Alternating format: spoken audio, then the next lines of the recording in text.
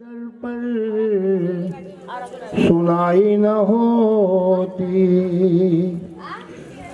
तूने सबकी बिगड़ी बनाई न होती, सभी पे अपनी कृपा बरसाई न होती, तो इतनी संगत दर पे आई न होती। ऐ दाती ना नाप के दिया है, ना तोल के दिया है, जो भी दिया है दिल खोल के दिया है। ना मिलती अगर दी हुई दात तेरी, जमाने में होती क्या औकात मेरी। ये माँ का ही तो दिया है ना सब। अगर ईश्वर कभी ऐसा ना करे, माँ कभी ऐसा ना करे, किसी के पास कुछ भी ना हो, तो कहाँ सोएगा? फुटपाथ पर, सड़कों पर सोएगा। जब माँ ने कृपा की, परिवार दिया के दाती औलाद दी है तूने, जायदाद दी है, मुश्किल में हर एक इमदाद दी है। गगन जी, जो भी किया है भला ही किया है, खोलो। तेरा शुक्रिया है, तेरा शुक्रिया है, तेरा शुक्रिया है, तेरा शुक्रिया है। परमेश्वरी राजमा सुनो सबकी अरदास तेरिया, जोता दोबारे वर जा। सुनो सबकी अरदास तेरिया, जोता दोबारे वर जा। भीड़ बनी है पत राखियो, भोली माँ मेरी रखियो सभा बिजलाल तेरिया, जोता दोबारे वर जा। जागने वाली है तेरी सारी रात जागूंगी, ओ जागने वाली तेरी सारी रन जागांगे। ओ जागने वाली है तेरी सारी रैन जागूंगी, ओ जागने वाली तेरी सारी रन जागांगे। मैया जागण पिंडिया जागे रानी ज्वाल पा, जागण पिंडिया जागे रानी ज्वाल पा। तेरी चारों युग जोत जगे, जोत वाली है तेरी सारी रात जागांगे। पहाड़ा वाली तेरी सारी रन जागांगे। मैया पहले जो पहर तेरा करा मैं भजन मेरी अम्बे, दीजो शक्ति दादा। दूसरे जो पहर तेरा किया मैं भजन मेरी मैया, दीजो बुद्धि पर का। तीसरे जो पहर तेरा करा मैं भजन मेरी मैया, दीजो अन्न तन दान। चौथे जो पहर तेरा करा मैं भजन मेरी मैया, दीजो मुक्ति दान तेरिया, जोता दोबारे वर जावा। सत्यनारायण देव जय माँ, सत्यनारायण देव जोता दोबारे वर जावा। सच में जो उपजी सच की सीता मैं वारे जावा। अठवें अष्टभुजी मात जय माँ, अठवें अष्टभुजी मात जोता तो मैं मारे वर जावा। नौवें जो उपजे नौवें नाथा मैं वारे जावा। दसवें दस अवतार, 11वें जो उपजे 11 रूदर मैं वारे जावा। 12वें 12 मास राम तेरा,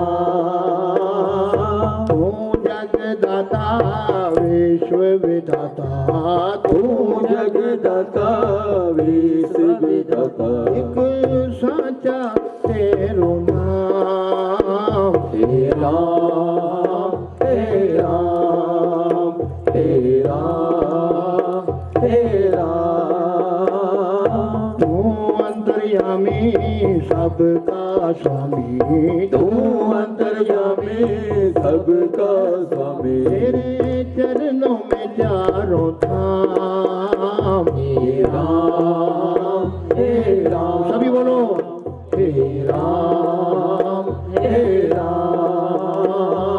तू ही बिगाड़े तू ही संवारे तू ही बगाड़े तू ही सवारे इस जग के सारे काम हे राम हे राम हे राम हे राम अपने बच्चियां तो पुछदी मां मेरी जागियां वाली अरे बेटा क्या मेरी भेंट ले आए महारानी होर चढ़ावण तुहानू फूल पता से महारानी पाना वाले पाते पर बचड़ा ले आया तेरा नाम होर चढ़ावण तेनू पान सुपारी महारानी ध्वजा ते नरेला बचड़े ने शीश चढ़ायो रख दो मत्था टेको अपना नारियल रखो और जमीन पर मत्था टेकिए रखो के पल नहीं लायो पलक नहीं लायो माँ ने शीश ने लायो तेरी हो रैया जयकार तेरा सिमर चरण ध्यानो गावदा मेरी दाती जी साड़ी रख बाणे वाली लाश वाला तिलक लगाओ उठिए जी यश वाला माँ तिलक लगाओ मैं तो वैष्णव स्वरूप हूँ अरे मुझे सिरों की क्या जरूरत है बोले महारानी मैं क्या करता मेरे घर के अंदर कुछ नहीं था ना दूध ना चावल ना मीठा ना गुड़ ना शक्कर कुछ भी तो नहीं था मैं क्या करता बोले फिर तू मुझको बताता वरदान मांगो तो भगत जानू जी कहने लगे महारानी आपका दर्शन हो गया मुझे क्या चाहिए कुछ नहीं चाहिए अपने आप ही दे दो महारानी अगर देना है तो वहाँ माँ ने वरदान ये दिया मुक्तों के युग बदलना था पहले था द्वापर युग फिर कौन सा युग आना था कल युग जिसमें हम आप बैठे हैं कल युग का बड़ा पापी समय है कहते हैं ना कि हर वक्त का जो है सिस्टम होता है अगर आप सुबह अमृत वेले किसी के घर चले जाओ तो आपको राम राम कहेगा जय माता की कहेगा और शाम को ईश्वर न करे किसी शराबी के घर चले गए ना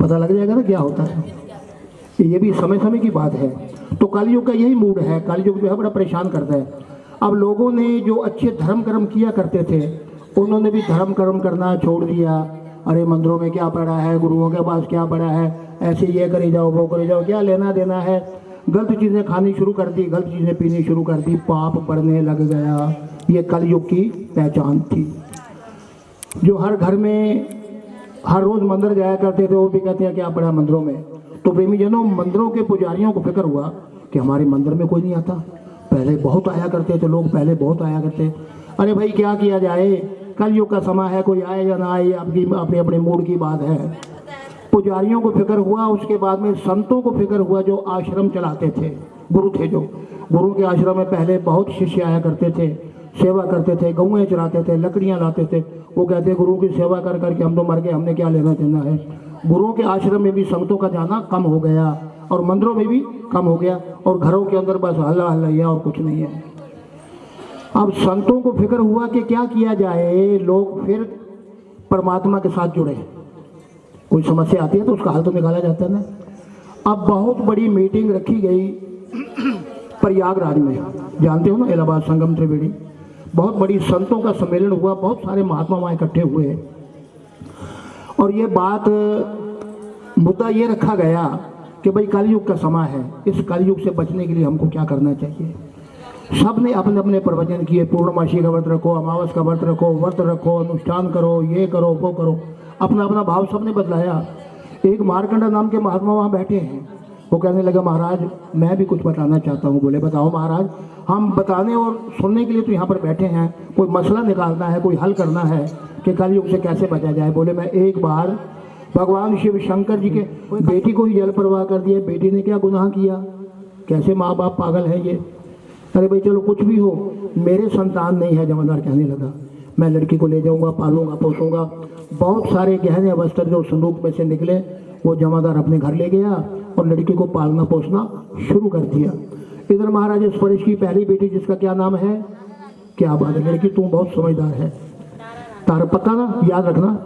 अब तारा रानी का क्या सिस्टम था, बचपन से ही माँ की प्रेम पुजारन। कई बच्चों की लगन होती है, बचपन से ही माँ की प्रेम पुजारन, माँ से बड़ा लगाव था उसको। जहाँ हवन होते, जहाँ जागरण होते, जहाँ चौकियाँ लगती, जहाँ कहीं सत्संग होता, तारा जाया करती थी। और उसको अभ्यास हो गया क्या, बेटे बोलने का। कई लड़कियाँ बहुत अच्छा बोलती हैं, बहुत मंत्र पढ़ने शुरू कर दिए, बहुत बेटे बोलनी शुरू कर दी, यानी उसका जो है ना सेटिंग अच्छी हो गई। अरे भाई तारा रानी को बुलाओ, हमारे यहाँ सत्संग है, तारा रानी को बुलाओ, हमारे यहाँ हवन होने वाला है। तो तारा रानी जाया करती, वहाँ जाके माँ की हाजिरी लगाती। अब पल के जवान हो गई, शादी कर दी माँ बाप ने। कहाँ, उसी हरिपुर शहर के अंदर राजे हरिचंद के साथ। जिस शहर में पहले से रुकमण है नाम, जो पानी में बह कर आई तो उसका नाम रखा रुकमण। रुकमण और तारा दोनों एक ही नगर में इकट्ठी हो गई। अब रुकमण तो जमादारों के घर में झाड़ू पोछे का काम करती है और तारा रानी अपने महलों में एक मंदिर बनवाकर वहाँ दोपहर के खाने के बाद तमाम माताएं बहनें इकट्ठी होकर माँ का पूजन भजन करते हैं। अब मंदिर में बैठकर माँ का भजन हो रहा है। जरा आप सभी मेरे साथ बोलेंगे, आपसे बोलेंगे।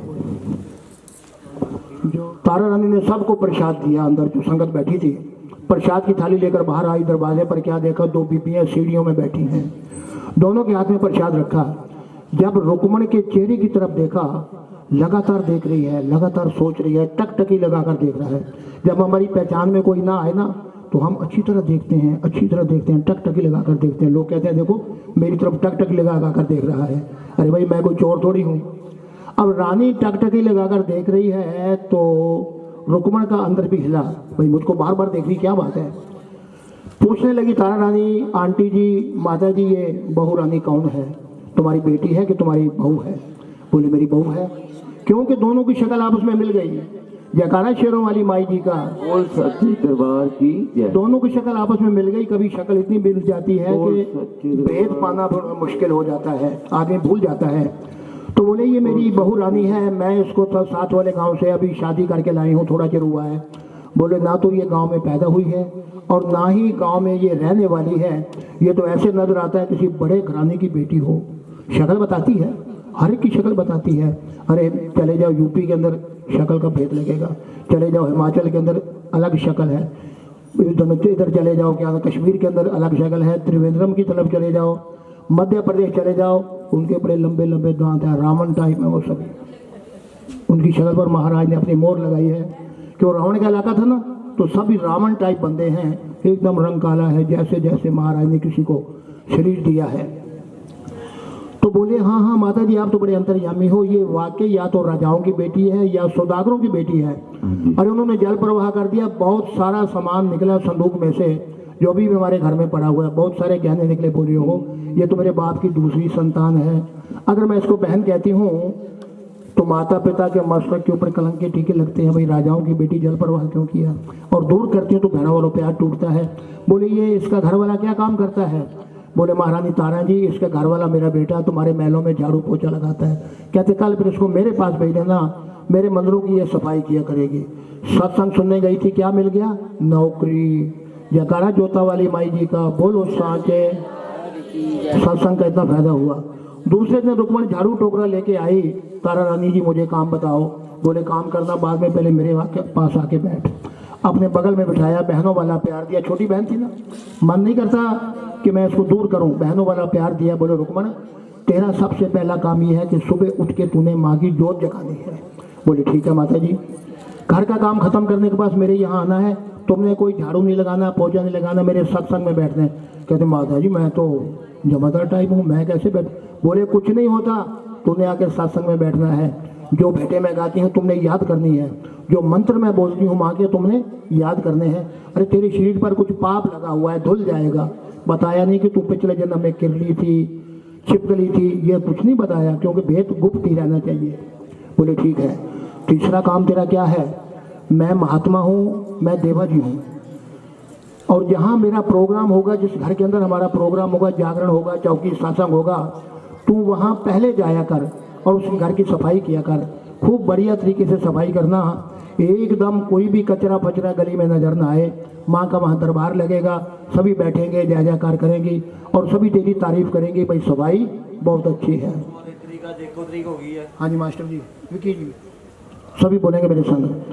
सजा दो घर चमन जैसा, सजा दो घर चमन जैसा, सजा दो घर चमन जैसा, सजा दो घर चमन जैसा, मेरे श्रीमात आए हैं। सजा दो घर चमन जैसा, सजा दो घर चमन जैसा, मेरे श्रीमात आए हैं।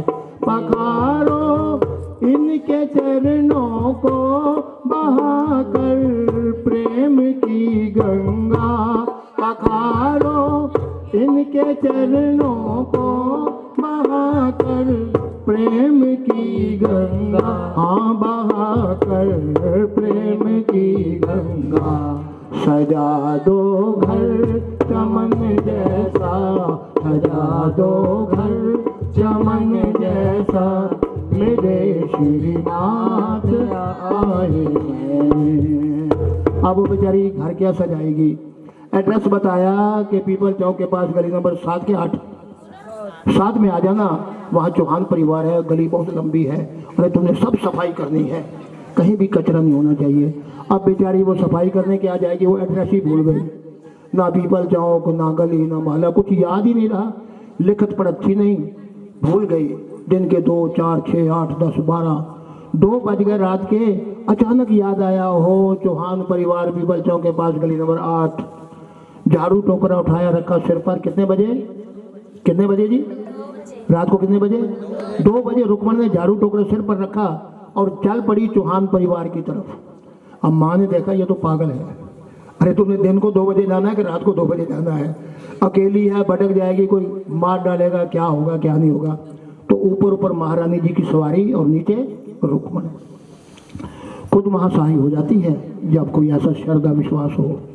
ऊपर महारानी की सवारी और नीचे रुकमन। चलते चलते कहाँ आकर पहुँचे? उस गली में जिस गली के अंदर जागरण था। महारानी जी गली में प्रवेश कर गए, अपने मंच के ऊपर जाकर विराजमान हो गए और चंद मिनटों के बाद रुकमन आई। भक्तों जय माता दी, जय माता दी। रात के कितने बजे हैं जी? ध्यान नहीं है। रात के कितने बजे हैं? अरे कथा में बैठकर एब्सेंट हो गए। 2 बजे हैं रात को। अरे तू कहाँ से आ गई? रुकमन कहाँ से आई है तू? बोले मैं घर से आई हूँ। अरे घर से आई है, क्या लेना था तूने यहाँ? अरे मैंने सफाई करनी थी, मैं तो एड्रेस ही भूल गई। तो ऐसा दिमाग खराब हुआ, रात को 2 बजे याद आया, मैं यहाँ टपकी। हर कोई पूछता है किसके साथ आई है। अगर रात को कोई जनानी चली जाए, किसी के कुंडा खड़काने लग जाए तो देखा बाहर कौन है, कोई और तो किसके साथ आई है? प्रिंस। अब रानी ने वहाँ बयान क्या दिए, मैं महारानी जी के साथ आई हूँ। कहते देखो कैसी उल्टी सीधी बातें कर रही है, हमारे साथ तो कभी माँ आई नहीं, हमारी उम्र बीत गई, तेरे साथ माँ आ गई। बोले हाँ बिल्कुल, तेरा यकीन कौन करेगा, तेरा भरोसा कौन करेगा? कहते भरोसा करो। हाँ ढीला हो गया, जैसे बच्चों को घर में माता निकलती है ना, डॉक्टर लोग टाइफाइड बोलते हैं, दवाइयाँ लेते हैं। फिर हम कहाँ जाते हैं? अरोड़ा पैलेस, मंदिर देखा आपने? देखा होगा। और यहाँ जाते हैं प्राचीन शिवाला संग्रह वाला, वहाँ पर महारानी के वो जो हैं संत महंत हैं, वो दवाई देते हैं, कुछ जो है बबूत देते हैं, तो फिर बच्चों का बुखार उतरता है और बच्चे ठीक हो जाते हैं। तो ऐसा ही सिस्टम चला। रुकमन का बेटा ठीक नहीं हो रहा। एक दिन माँ ने सपने में दर्शन दिया। रुकमन बड़ी गारंटी ले रही थी, मैं माँ के साथ आई हूँ, माँ मेरे साथ आई है, जो मांगना है मांग लो। जागरण कहाँ है मेरा? चौहान जी मेरा जागरण कहाँ है? ओ बोले महारानी मैं तो भूल गई, एकदम मेरे दिमाग में से बात निकल गई, अब अवश्य कराऊंगी। सुबह हुआ, जागरण की तैयारी शुरू हुई, चले गए वो डल पूजन लेकर, जो आपने चावल पूजन किया था। मुकेश जी मेरे घर जागरण करो। बोले हम नहीं करेंगे। क्यों? अरे तुम जमादार लोग हो, हम तुम्हारे घर में थोड़ी जाएंगे ये भोजन करेंगे, तुम झुग्गी झोपड़ी में रहते हो। अरे हम तो बड़े बड़े घरों में जाने वाले हैं। तो बड़ी मुश्किल हुई, अब क्या करें। परेशान हुई कि मैं जागरण मेरा कौन करेगा भाई, अगर जागरण ही ना हुआ तो मेरी मन्नत कैसे पूरी होगी। मेरा तो बेटा बीमार है बेचारा। किसी ने बताया तुम महारानी तारा रानी के पास चले जाओ। तो जा पहुंची महारानी तारा रानी के पास। तारा रानी कहने लगी, है रुक्मणी रानी तू बड़े दिनों के बाद आई है। माता जी क्या करूं, मेरा तो बेटा ढीला है। अरे तू जागरण क्यों नहीं कराती? बोले जागरण करवाऊं तब अगर याद आए तो। मुझे याद आया, आज ही मैंने पूजन करवा दिया और मंडली वाले मेरा जागरण बुक नहीं कर रहे। सभी ने इनकार कर दिया। मैं 2-3 मंडलियों के पास गई हूँ, सब ने इनकार कर दिया। क्या कहते हैं? कहते हैं तुम हरिजन परिवार से हो, तुम झुग्गी झोपड़ी में रहने वाले हो, हम तुम्हारे यहाँ नहीं आने। हो जाएगा? बोले अवश्य होगा, साथ में मेरा भी होगा।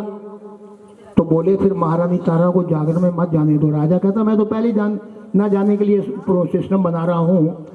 अब राजे ने क्या किया कि जिस रात को जागरण था, भगत लोग तो पहुंच गए जागरण वाले घर, तैयारी शुरू है। इधर राजा कहता रानी मेरी चारपाई ऊपर चबारे में लगा दे। तो रानी ने चारपाई राजे की चबारे में लगा दी। रानी मेरे सिर को दबाओ, मेरे सिर में दर्द है। सिर को दबा रही है, सिर को छोड़ दो, मेरे पैर दबाओ, मेरे पैरों में दर्द है।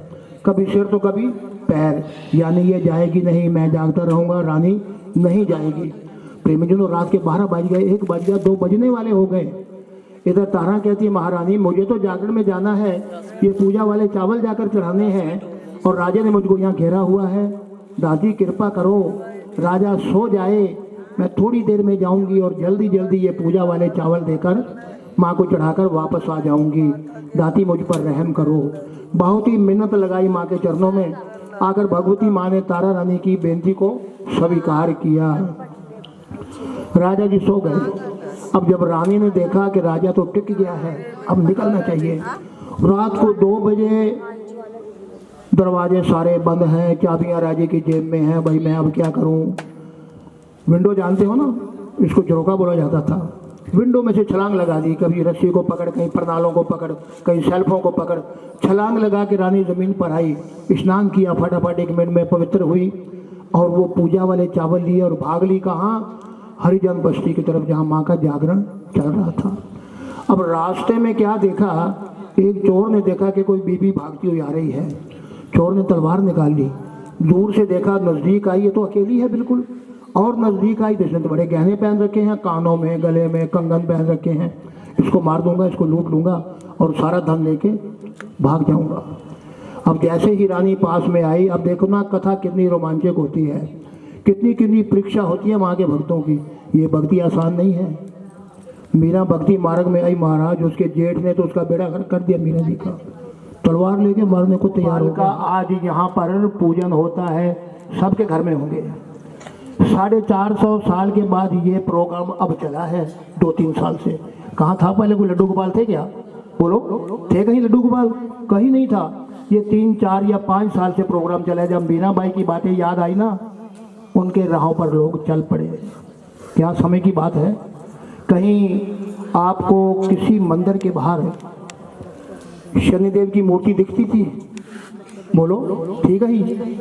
अब खतरा हुआ कि कलयुग हमको खा जाएगा। अरे शनिदेव को तो मनाओ। शनिदेव को मनाकर लोग घर चले जाते हैं। अंदर जो देवते हैं वो देखते हैं हमारा भगत कौन है कौन नहीं है, अंदर जाते नहीं है कई दफ़ा लोग, ऐसा भी हो जाता है। शनिदेव जी अपने वो करवाया और अपना घर चले जाते हैं। समय समय की बात है, कलयुग का चक्कर है ना। तो प्रेमीजनों, माँ की क्या लीला हुई। अब जरा आप बताइए कथा कहाँ पर मैंने छोड़ी है। चोर ने अटैक कर दिया।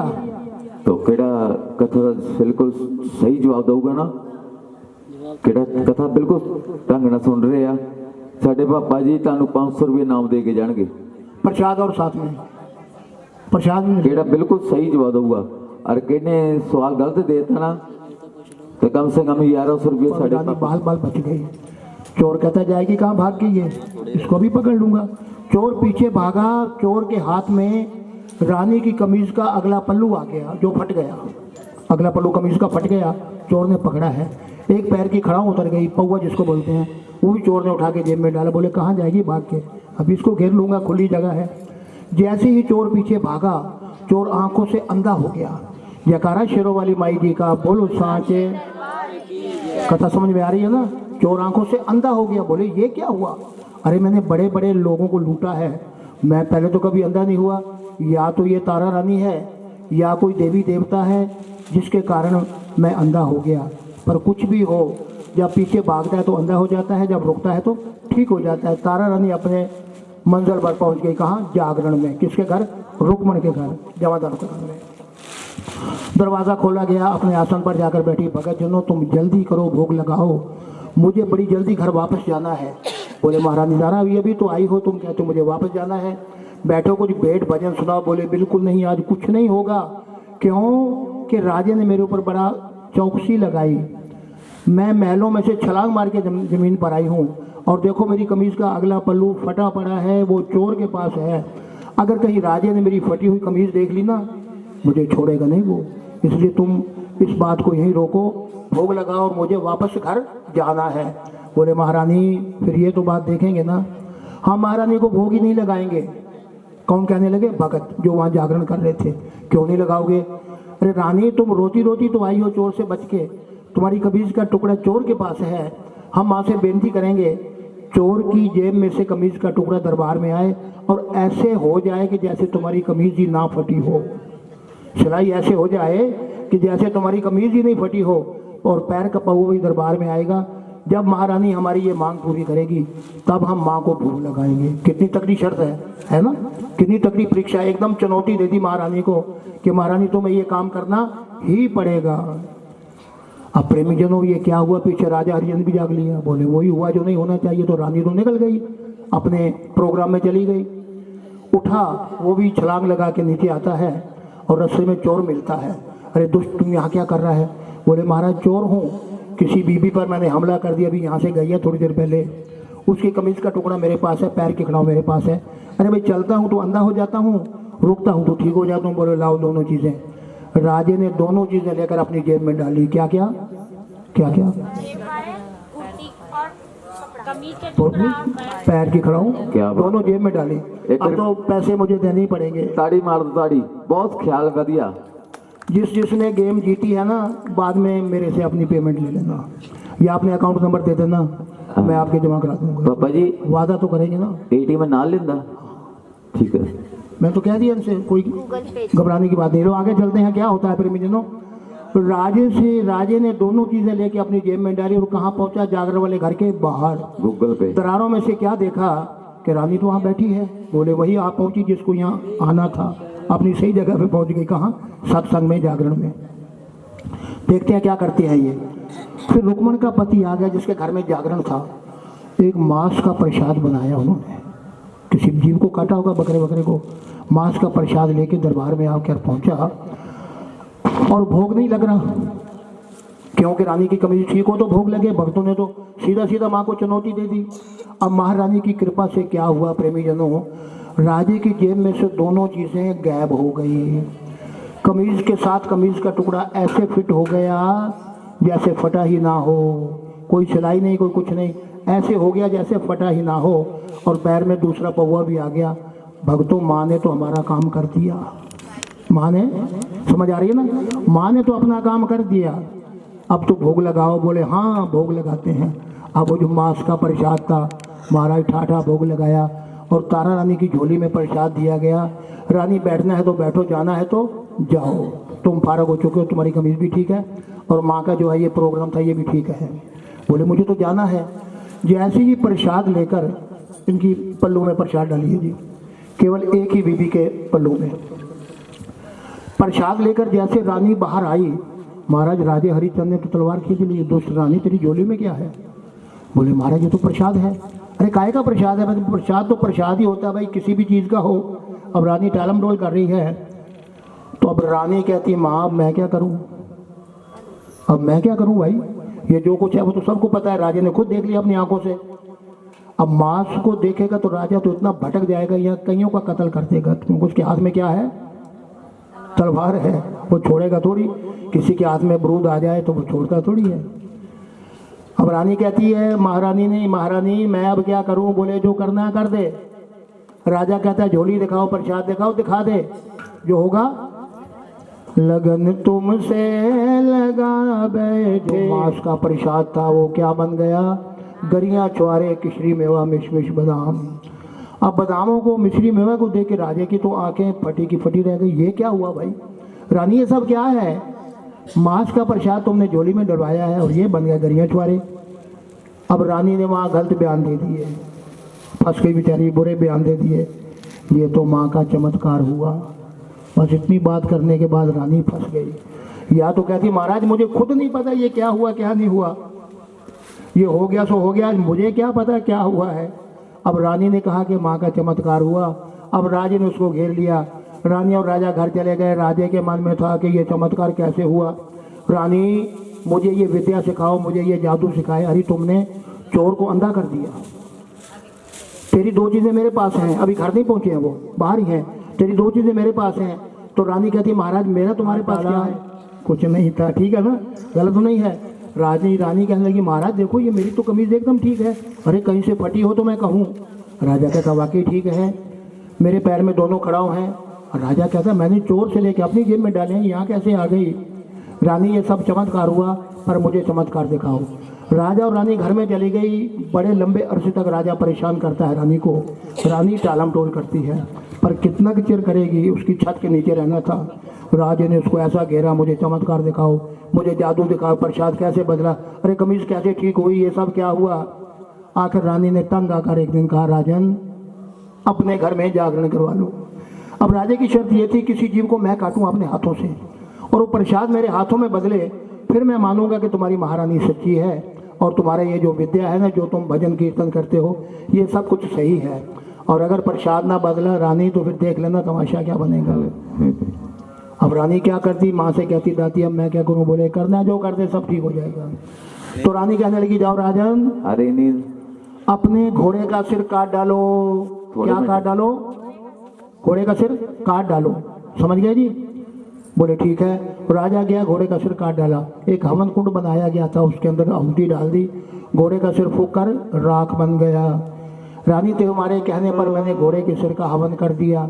बोले किसी जानवर को मारना तुम्हारे लिए बड़ा आसान है, तुम्हें कौन सी दर्द हुई है? जब किसी अपने को मारोगे दर्द तुम्हें तब होगी।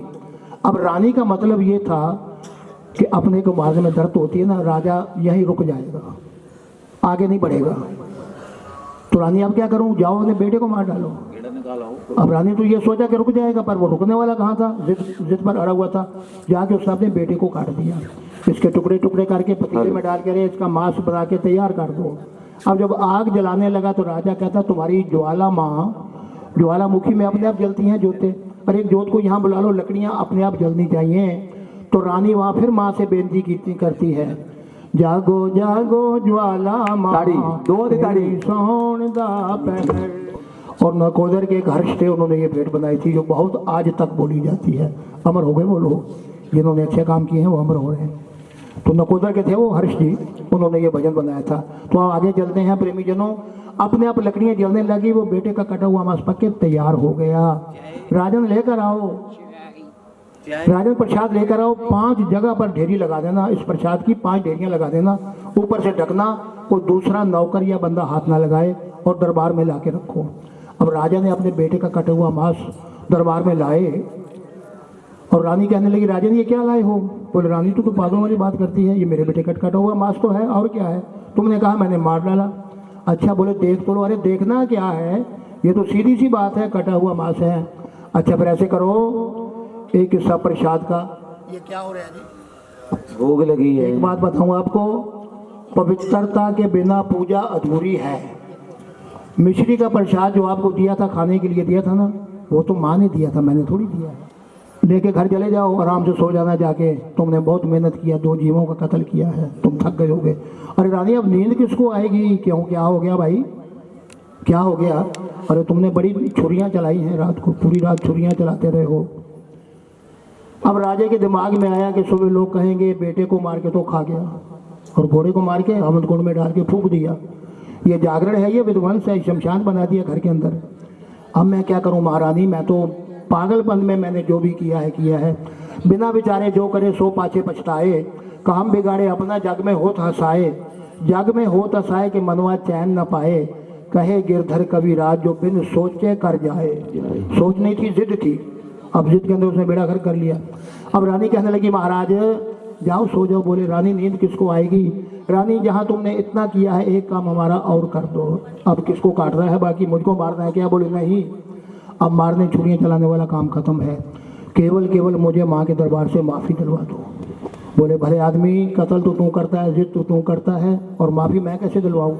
मेरा कोई लेना देना नहीं, तुम्हारा हमारा एग्रीमेंट था कि प्रसाद को बदलना है, प्रसाद बदल चुका है, अब तुम जानो और ये माँ जाने। अगर तुमने माफ़ी मांगनी है तो माँ से खुद जाकर माफ़ी मांग लो। अब राजा माफ़ी मांग रहा है, माँ के चरणों में क्या कह रहा है? मेरा तेरे बिना होना नहीं गुजारा, भैया जी हमें माँ तुमको मिला है और खाने के लिए बोला है। दूसरा ऐसा प्रसाद का उठाओ और उसको जाके वहाँ डाल दो जहाँ घोड़े के सिर को तुमने हवन में डाला था, और एक बात जाकर कह देना कि मेरा मुझ में कुछ नहीं, जो कुछ है सो तेरा, तेरा तुझको सौंपया, माँ कुछ नहीं लागे मेरा। रावण एक दिन कहता गुरु से, गुरु, बोले हाँ महाराज। डरता था गुरु उसका, रावण से सब डरते थे, और उसका बाप भी डरता था, घर छोड़ के भाग गया बेचारा उसका बाप। पता है आपको उस बात का? नहीं पता होगा, फिर बातें बताएं तो बातें बताएं। रावण नहीं, रावण, उसका बाप घर छोड़ के भाग गया बेचारा, कुटिया में रहता था जाके। रावण कितनी दुख थी। गुरु से कहता है मुझे शंकर भगवान का दर्शन करना है, मुझे करवाओगे? अब गुरु कहता हाँ कराऊंगा। तो कैसे कराओगे? बोले अपना सिर काट के हवन कुंड में डाल देना। जियो, समझ आ रही है? अब रावण ने अपना सिर काटा और हवन कुंड में डालता और कहने लगा, हे भोलेनाथ, मैं अपना सर आपको अर्पण करता हूँ, मैं अपना क्या अपना आपको अर्पण करता हूँ। शीश फिर धड़ के साथ लग गया, रावण जिंदा हो गया। दूसरी बार भी ऐसे हुआ, 9 बार रावण ने अपना सिर काट के शंकर भगवान जी के हवन में अर्पण किया। 9 बार ही उसका सिर वापस लग जाता था। एक महात्मा के पास गया, कहते महात्मा जी प्रणाम। उसने सके बाप को प्रणाम नहीं किया, अब गरज थी ना, तो जाके महात्मा को प्रणाम किया। कहते महाराज मैं बड़े चक्कर में पड़ा हुआ हूँ। बोले क्या है? मैं हर बार अपना सिर काट के भगवान शिव को अर्पण करता हूँ, मेरा सिर लग जाता है, मुझे दर्शन नहीं होता भगवान का। बोले फिर तू ऐसे करना रावण है तो तू समझदार, पर तू एक काम करना, जब अपना सिर काटेगा ना तो कह देना कि मेरा मुझ में कुछ नहीं, जो कुछ है सो तेरा, तेरा तुझको सौंपया, अब कुछ नहीं लागे मेरा। प्रेमजनों, सिर जैसे ही काटा सिर लग गया धड़ के साथ, क्योंकि मेरा मुझ में कुछ नहीं, जो कुछ है सो तेरा। अब भगवान शिव अपने सिर को कैसे काटते हैं?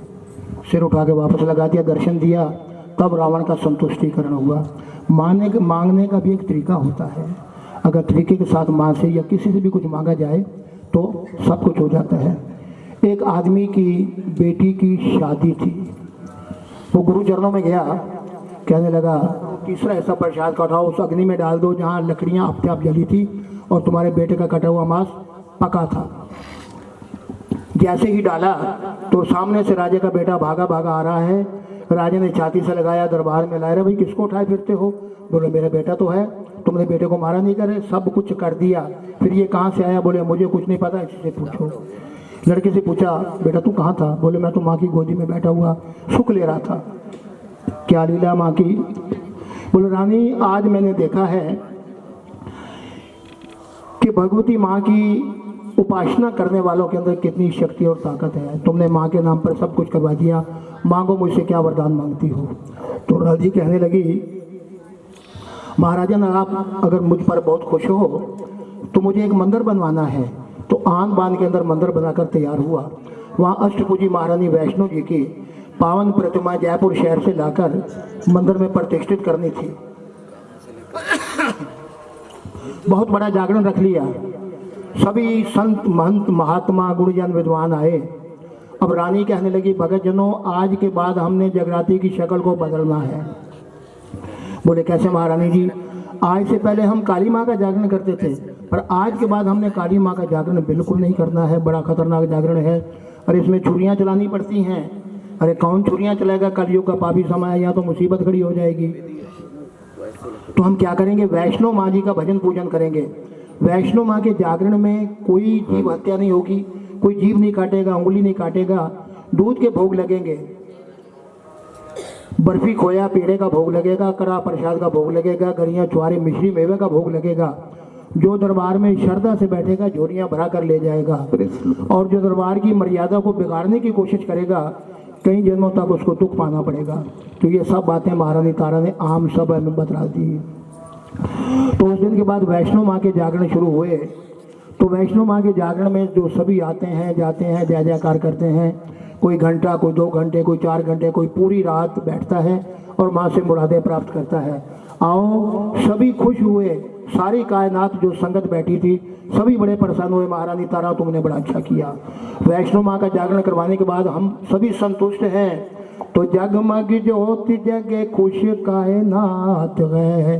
कायनात कहते हैं संगत को, जैसे आप बैठे हो, क्योंकि जागे वाली रात है जी, जागे वाली रात है, ओ जागे वाली रात है जी, जागे वाली रात है। जगमग ज्योत जगे खुश कायनात है, जगमग ज्योत जगे खुश कायनात है, क्योंकि जागे वाली रात है जी, सारे बोलो रात है, जागे वाली रात है जी, जागे वाली रात है। जागे वाली रात मंदा बोलना नहीं चाहिदा, होण परेशानियां ते डोलना नहीं चाहिदा, डोलना नहीं चाहिदा, डोलना नहीं चाहिदा। दुख देवे सुख देवे सब ओदी दात है, दुख देवे सुख देवे ओदी ओदी गात है। वो जागे वाली रात है जी, जागे वाली रात, जागे वाली रात है जी, जागे वाली रात है। जागे वाली रात मैया आम जी जरूर है, ज्योति स्वरूपा जोत विच जिदा नूर है, बिच जिदा नूर है, बिच जिदा नूर।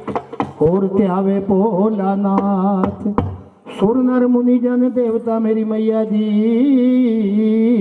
तेनू सिमरन आठों याम, आठों पहर आपका भजन होता है।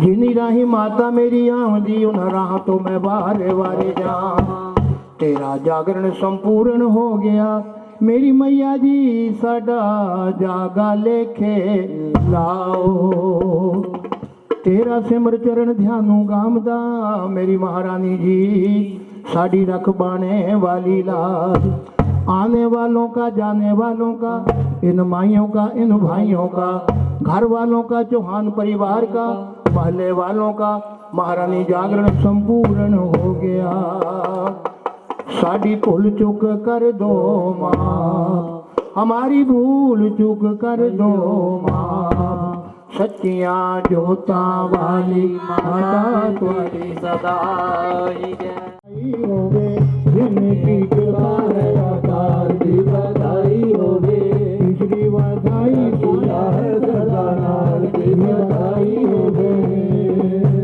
सभी खड़े होंगे, माँ की आरती होगी, उसके बाद अरदास होगी और आप सभी को छुट्टियां मिलेंगी। माया तेरा जन यार दिलाया, जो भोली महामाया तेरा जन यार दिलाया, जो भोली महामाया तेरा जन यार दिलाया। हाथ विच गढ़वा गंगा जल पानी, हाथ विच गढ़वा गंगा जल पानी, नकली स्नान कराया तेरा जन यार दिलाया, पिलियों स्नान कराया तेरा जन यार दिलाया। तो गावा माई जोत जगावा, जगावा मैया जोत जगावा, मस्तक तिलक लगाया तेरा जन यार दिलाया, ओ मस्तक तिलक लगाया तेरा जन यार दिलाया। सुआ सुआ पाना तेरे अंग में विराजे, सुआ सुआ गाना मेरे अंग में विराजे, सुआ सुआ पाना तेरे अंग में विराजे, सुआ सुआ गाना तेरे अंग में विराजे, सुआ सुआ पाना तेरे अंग में विराजे, सुआ सुआ गाना तेरे अंग में विराजे, सुआ सुआ पाना तेरे अंग में विराजे। ओ लाल किनारी लाया तेरा जन यार दिलाया, लाल किनारी लाया तेरा जन यार दिलाया, किन किन मैया तेरा भवन बनाया, दिन भैया तेरा भवन बनाया, किन तेरा चवर झुलाया तेरा जन यार दिलाया, तेरा जबर जलाया तेरा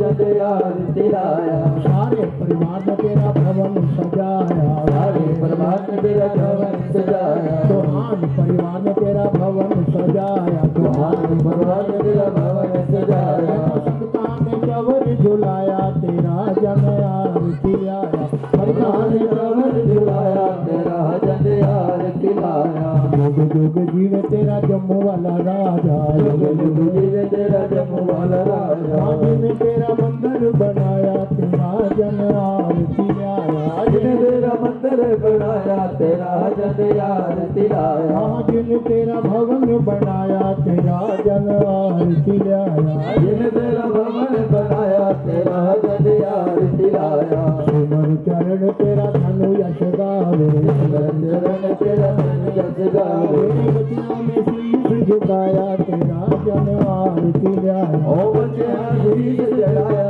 तेरा जन आरती लाया ओ जय देवा सबको जय देवा सबको श्री मात वैष्णव श्री महावीर को श्री भैरव जी को श्री बाबा जी को श्री गणपति जी को श्री भोलेनाथ को श्री काली माँ को ओ जय देवा सबको जय देवा सबको जय देवा माइयों को वालड़ी के दरबार हो मेरे रोज रोज होंगे हो मेरे रोज रोज होंगे सखियां जो